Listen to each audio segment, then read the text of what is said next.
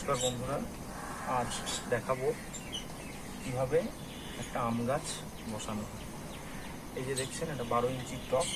এর মধ্যে এই ধরনের পাথর, আমরা যে ছাদ ঢালাইয়ের যে পাথর হয় সেই পাথর নিচে দিয়ে আগে গর্তগুলোকে বন্ধ করে নেব। এরপর বালি, যে বালি, লাল বালি, এই বালি আমরা এর মধ্যে দিয়ে দেবো।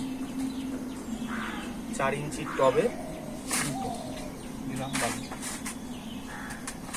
এটা দেওয়ার কারণ হচ্ছে যাতে সম্পূর্ণ ড্রেনেজ সিস্টেমটা ভালো থাকে। এটা দিলাম। এবার আমরা কিছু মাটি, এই যে দেখছেন, এই মাটিটার কাছ থেকে দেখাচ্ছি। এই প্লেন মাটি, এটা প্লেন মাটি, এতে কিচ্ছু মেশাবেন না। প্লেন মাটিটা আগে মাটিটা শুকনো দেবে, তাহলে ভালো হয়। মাটিটা দিলেন।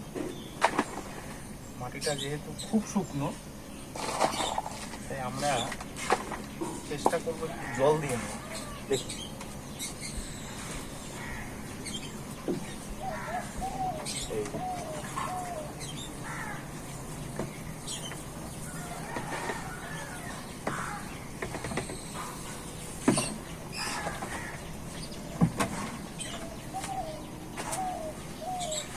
এতে কি হবে, গাছের যে রুট, নরম রুট, এটা ধরতে খুব সুবিধা হবে। এবার আমরা এই যে আমরা এই যে, এর নাম হচ্ছে সুবর্ণ রেখা, এই গাছটা আমরা বসাবো। আর মাটিটা আমরা এতটুকু দিয়েছি, এতটুকু মাটি দিয়েছি।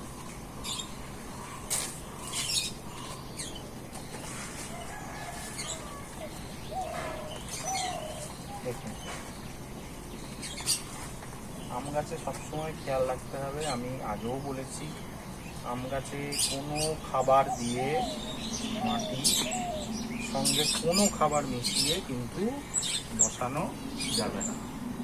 যে গাছটা আমরা বসিয়ে দিলাম একটু চেপে, গাছটা পরে আমরা একটা কিছু বেঁধে সোজা করবো। এখন আমরা যতটা সোজা হয়, মাঝের দিকে যতটা হয় সেইভাবে বসাবো। এবার এর চারপাশ দিয়ে মাটি দেবো।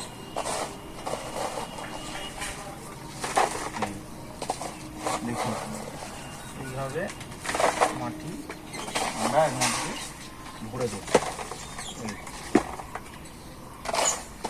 প্লেন মাটি, কোনো অন্য কিচ্ছু নয়, প্লেন মাটি বসাবো, দিয়ে দেবো। এই আমের যেন পাতা না পুড়ে যায় কোনোভাবে। খাবার যদি চার্জ করেন তাহলে পাতা পুড়ে যায়। প্লেন মাটি দিয়ে বসিয়ে দেবো।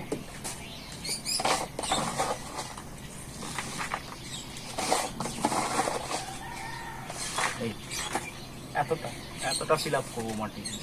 উপর থেকে অন্তত 1.5 ইঞ্চি ফাঁকা থাকবে, কারণ এই মাটিটা বৃষ্টিতে আস্তে আস্তে বসে যাবে।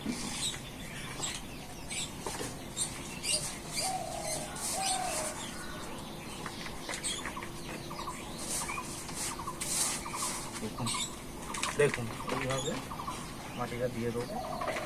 এবার আমরা একটু জল দিয়ে দেবো গাছে।